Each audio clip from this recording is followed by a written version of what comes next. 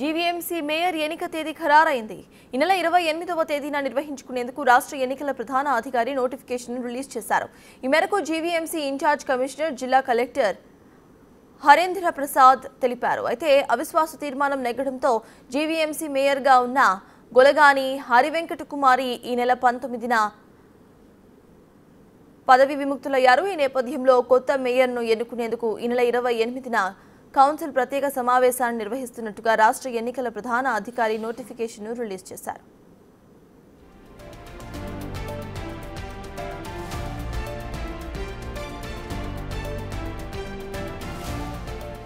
Mayor ఎన్నిక నోటిఫికేషన్తో పాటు తేదీ, సమయం, ఎన్నికల ప్రక్రియకు సంబంధించిన ఫామ్ 11 ప్రకారం సమాచారాన్ని కౌన్సిల్ సభ్యులతో పాటు ఎక్స్ అఫీషియో సభ్యులందరికీ కూడా ఈ నెల 24 లోపు అందజేయాలని జిల్లా కలెక్టర్కు ఆదేశించారు.